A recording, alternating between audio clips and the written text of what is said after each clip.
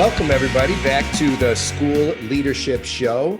Absent today is co-host Jen David Lang, but she does send her regrets. And I am joined, this is a very exciting episode today. I am joined by authors Doug Fisher and Dominique Smith, who, along with John Hattie and Nancy Fry, have written the book Leading the Rebound, 20 plus must-dos to restart teaching and learning. So Doug and Dominique, we're going to get right into this and start talking about this book, which has way too much for us to even come close to touching in a half hour. But, we'll see how we can do. So welcome. Thank you. Thank you for having us. So why this book at this time? I guess I'll start, and I would say, this is Doug, I would start and say, we've talked a lot about making sure we're taking care of teachers across the pandemic and making sure that teacher agency was strong. And we started off, like, when we closed schools, we were worrying about the students and were they okay, and getting food and technology and Wi-Fi and all that. And I think in many cases we forgot ourselves. And as school leaders, we do need to take care of ourselves. Our local superintendent says all the time, you can't fill the cup of another if yours is already empty. And so we were thinking about that. And the next challenge we're going to have as leaders is to lead this rebound, this effort to bounce back better than we were before. We had a student that was at our school, at our high school, was talking to us, and we said, yeah, we're working on this project on Rebound. He said, I love that. And he's like, that's when other people take the shot, but the rebound you can score. And, so there's this idea that, we can do this, that we can take all the things we've learned and make schools better than they were before this, but it's going to have some wear and tear on leaders. We are all seeing some turnover in leaders. We're seeing side and central office leaders saying, I led through the pandemic and I'm kind of tired and I'm out. So that's kind of the motivation, is how do we support people in taking care of themselves and responding to the challenge of leading their school or school systems to the next normal. So let's talk about this. So that next normal, and it's interesting to me, as I've kind of watched folks go through this and been part of going through this and reopening and everything, that there are some things that will be great if they never come back.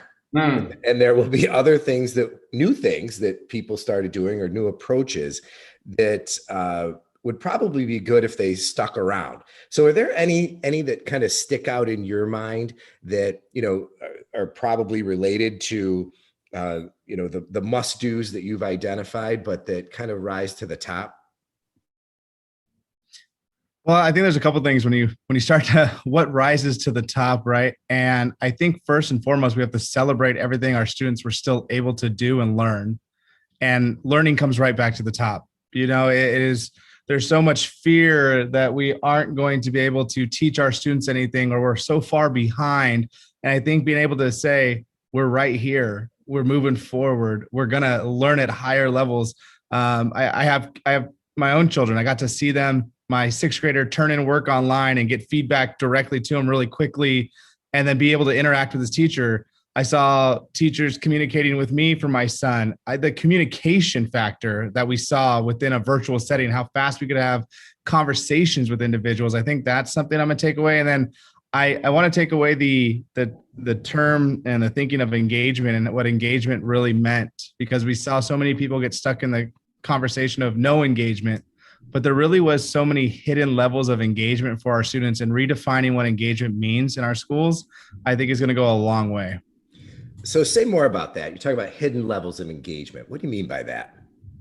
When we would go in, I'm a site leader, go into a classroom and 90% of the screens were off. A teacher would say, I'm sorry for the lack of engagement. But I would see a chat box filled with rich answers and detail. And I said, that's fabulous engagement. But we were so stuck on what people might say or look at. Engagement means students have their cameras on. just as we think back pre-pandemic, we used to maybe say engagement means a quiet classroom. We've learned now that a quiet classroom doesn't mean engagement. And we learn now that having all the cameras off doesn't mean engagement. And I think learning how to define engagement, having conversations with students around what does engagement mean, and then kind of gauge and track that with students and say, look, this is where you are. And we saw plenty of our colleagues really master the understanding of what true engagement is, and talking through the steps of engagement. And I just think that was a beautiful thing to really check in on, hone in on, and take forward as we're learning.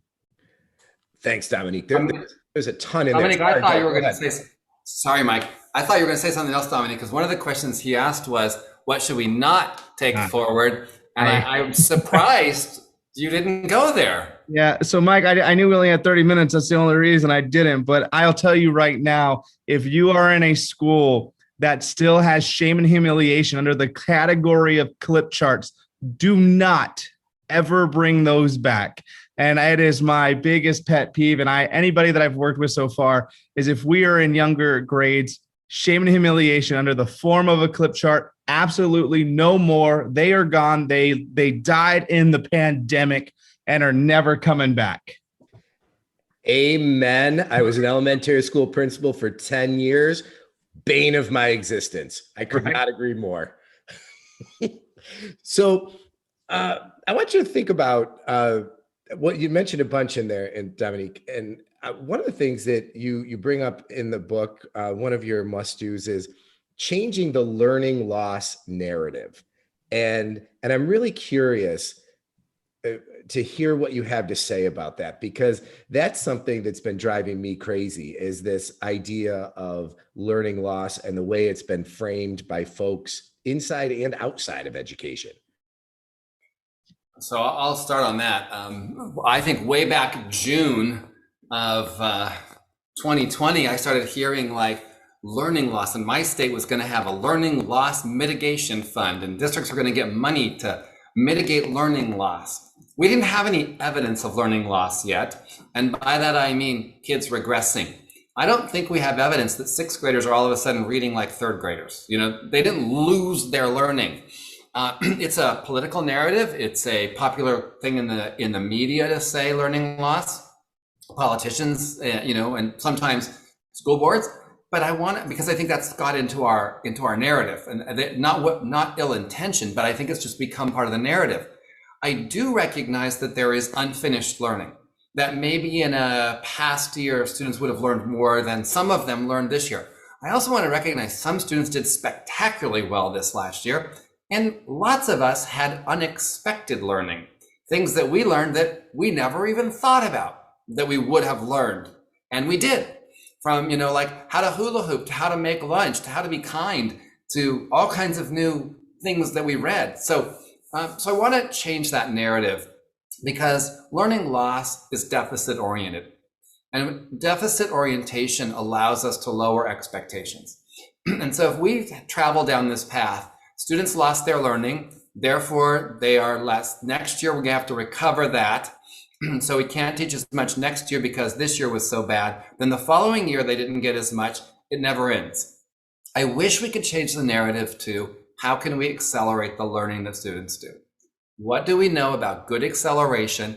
How do we change this narrative away from all is lost, all is deficit, and we can't have high expectations for this generation of kids?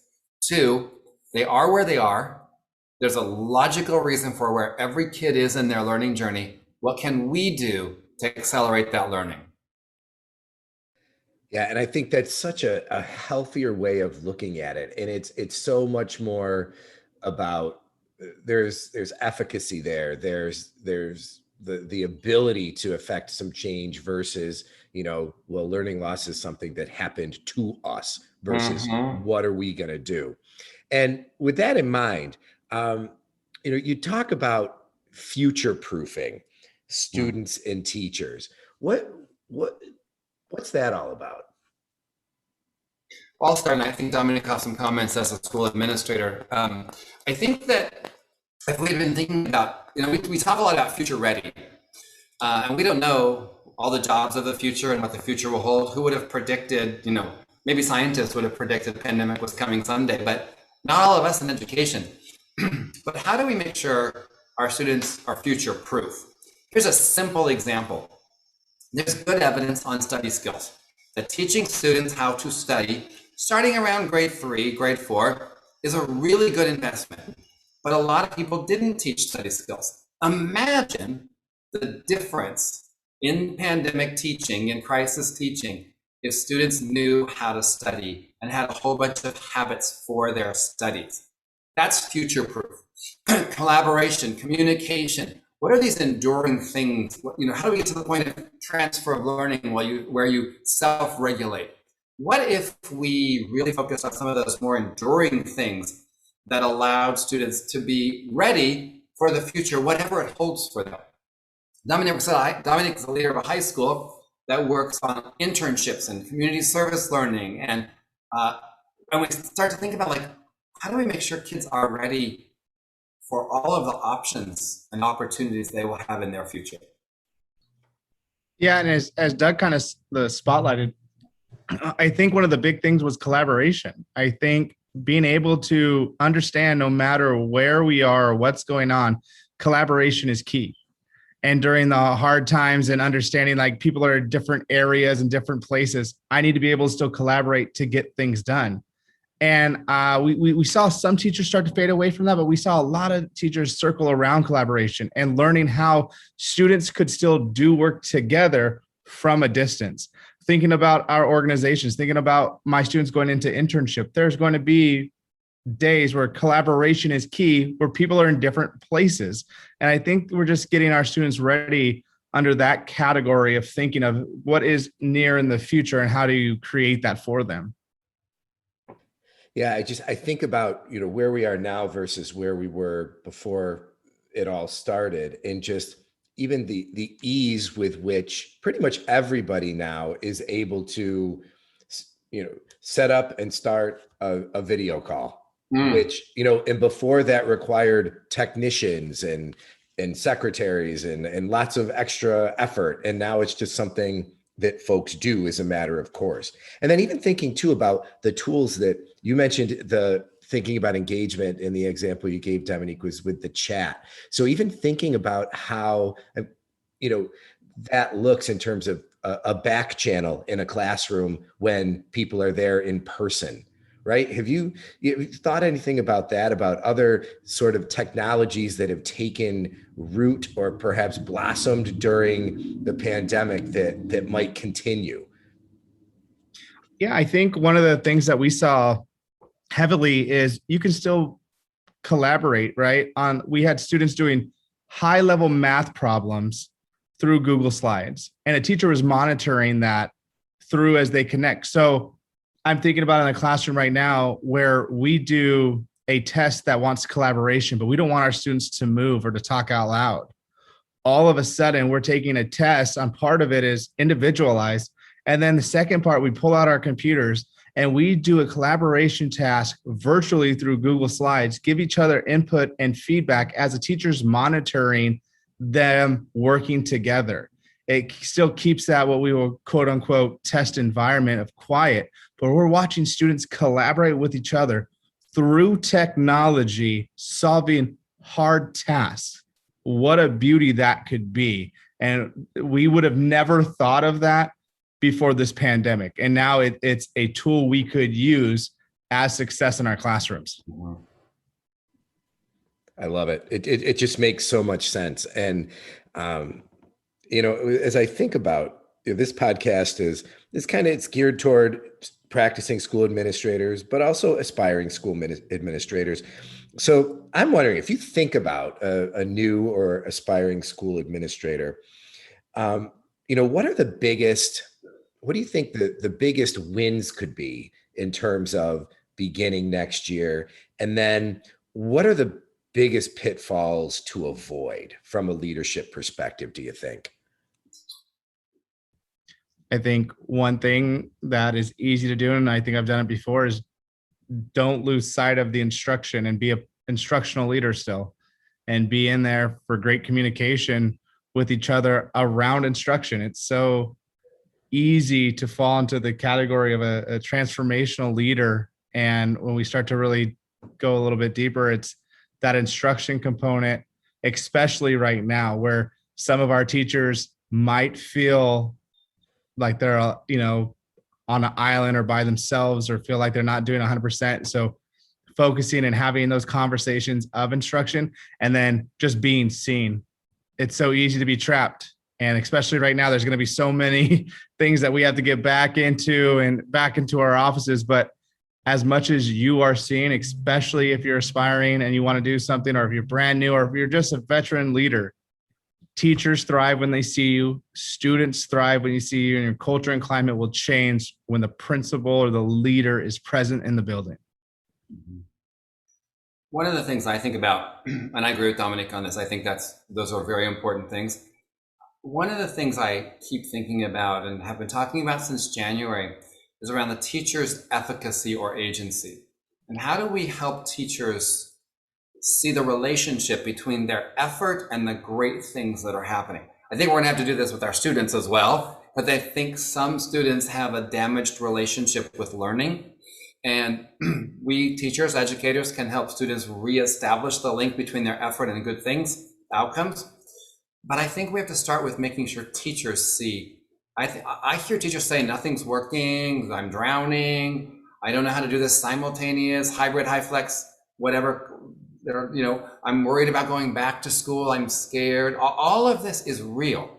And so how do we make sure that we are supporting teachers and making them, helping them realize you are powerful, great things are happening. Look at the impact in your class. You are having an impact on learners. Here's how I know. I could not agree more. And can we just put one thing to bed right now, that trying to teach students physically in front of you and remotely at the same time is not a good idea? Do we have agreement on that in the field, do you think? I think some districts have done it and some districts have suffered with it. I've watched some videos. I have a first grade teacher from Dallas. It is seamless when she talks to the kids on the computer and the kids in class. Other people, it's like double the work, where they're trying to teach this class and this class. So, I mean, none of us want that. And I think most places are going to go away from that. But I have to admit, I've seen some pretty impressive examples of what people are able to do. So it's good to hear that there are some unicorns out there, because I've heard what you've heard in terms of teachers struggling with that and double the work, and we're having a tough time even getting folks to be willing to teach in the summer for summer school and stuff, because they're just so burned out from everything. And I think it goes back to where we started with focusing on the self. And along those lines, how about social emotional learning? That figures prominently as one of the must-dos in the book. And where's your thinking around how that not only impacts a student's ability to learn and function, but the best ways to approach it? Well, I think Doug kind of hit on it earlier. I think it's social emotional learning, and don't forget the A too, social emotional learning for adults. So I think it's both, right? We get into this category of idea of social emotional learning, and we see it as an additive, where actually we've been doing this for a very long time. We check in with students, we meet them at their door, we kneel down to them and talk to them. When they're kind of not on task, we pull them to the side and have conversations. Those are all social emotional techniques that we've used. Some of the things that we're adding in is checking in with our students as they enter our classroom and just getting a temperature check. Like, is my classroom at a high level of excitement about learning? Are we a little bit frustrated today? Maybe I need to change my thinking. We're understanding trauma a little bit more and understanding that trauma was before the pandemic, and that students were experiencing high levels of trauma during the pandemic, as well as our staff. So making sure that we address trauma, making sure that we're building classrooms that address trauma and allow trauma to be understood. And I think the component of SEL is just, we've got a lot of strategies. We've learned a lot about zones of regulations, and we've learned about these cool off areas and toolboxes. And there were so many virtual, success points with this, just to bring it back. We integrate it back into our classroom. And I think for leaders, one of the best things you can tell your teachers is when I walk the building and I see your classroom, you're not going to get a negative ding for focusing on social emotional learning. There's so many teachers that are fearful. If an administrator walks by my classroom right now and sees me having this beautiful conversation, and there's a kid over there sitting down and calming down, there's a kid over there drawing a picture of how they're feeling, they're going to say, look at the loss, look at the non-instructional time. And we have to be okay and understand that we have minimal instructional minutes, but those minimal instructional minutes need to also be focused on that whole child, because it makes a huge impact moving forward. Yeah, we know if kids aren't available to learn, they're not going to learn. So your point is well taken. So how do you hope that leaders will use this book? Well, I think the way we wrote it are very short, like 800 to 1200 words per topic. So they're really short. And maybe you go and look at the table of contents and say, what are things that I need to be thinking about in my school right now? And what's one that's going to challenge me? So like, for example, Dominique's comment about clip charts and restorative practices. Maybe that's one that's going to challenge you. And I'm hoping people will go through these very short, descriptions of, if you could do these things, you could lead the effort for an entire system, whether it's your school or district, to rebound. And it's not just returning. We don't say reopening and return. That's a low expectation. We talk about reinventing and rebounding and taking what we've learned and making it so much better than we could have imagined as 15 months ago. Could we actually do that? And I think for leaders too, is start to model the celebration of small wins.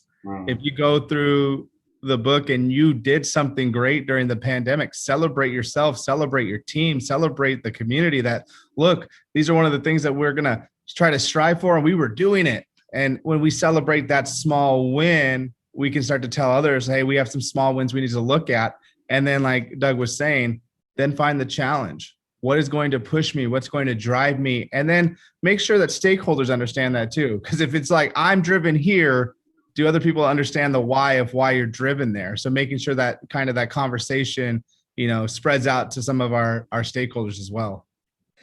And we know that just like when we were in brick and mortar school all the time, we know that different teachers are better at different elements of instruction, and I could see teachers helping one another and working together, saying, I've got, here's a couple strategies I've been using to engage kids in a back channel. And here's, another teacher who is particularly adept at, developing a really positive atmosphere in her classroom. Like how do we get teachers to, or support teachers in that collective efficacy?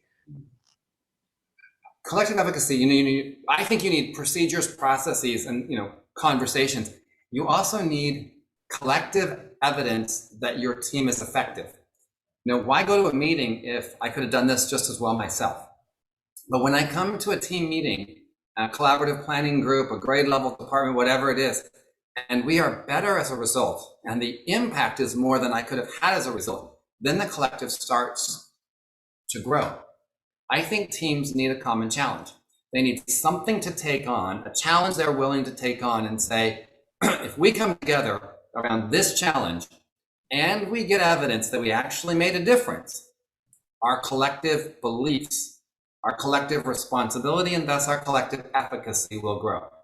It's not, as John Hattie likes to say, it's not just rah, rah, rah, the teachers coming together, we can do it, we can do it, we can do it. That's not collective efficacy.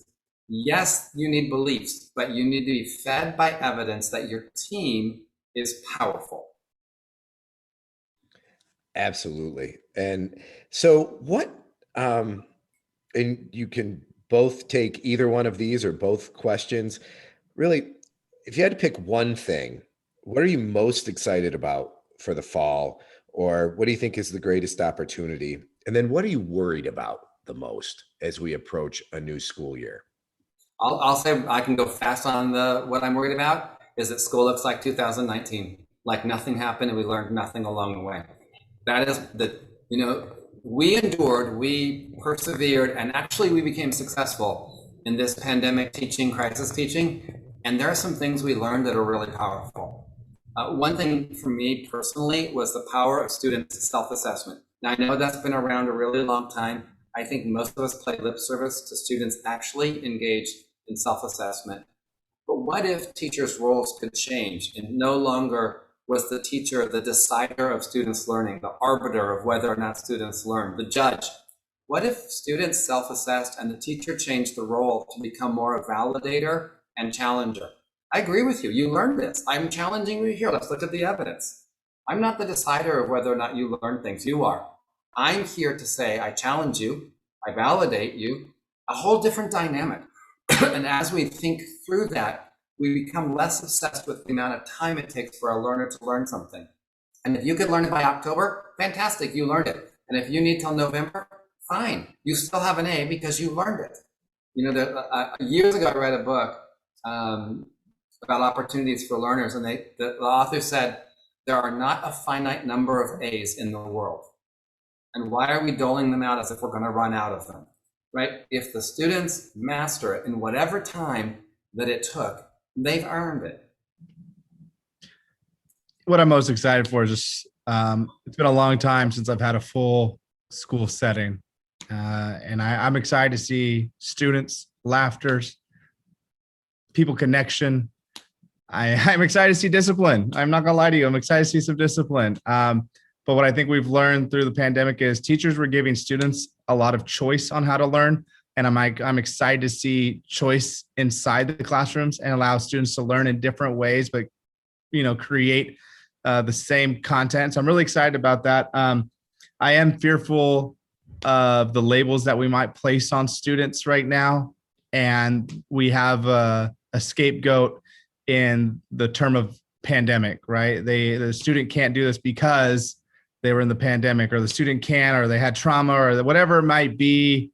We saw so many students that were a black box for so long, and we might label them already the black box, the student that wasn't engaged, the student that never turned in, rather than getting to know the true human being when they walk through the door. So I'm hoping we eliminate that, but it is a fear for especially, some of our teachers that struggled during this as well. And I guess my last fear is making sure that our adults are okay. And I don't want our adults to hide and not be truthful that they're not doing well. They have the right to feel good. They have the right to say, I'm not 100%. And as leaders, we got to be there to support them as we support ourselves. Gentlemen, what a fantastic conversation. And I really appreciate you taking time to talk with me about the book, Leading the Rebound, 20 plus must-dos to restart teaching and learning. Thank you, Doug Fisher and Dominique Smith, and your co-authors, Nancy Fry and John Hattie, a spectacular read. I'll link to it in the show notes so people can get to it. Really appreciate your time, gentlemen, and thanks for putting this important work out into the field. Thank you for the invitation. I enjoyed our conversation. Thank you very much.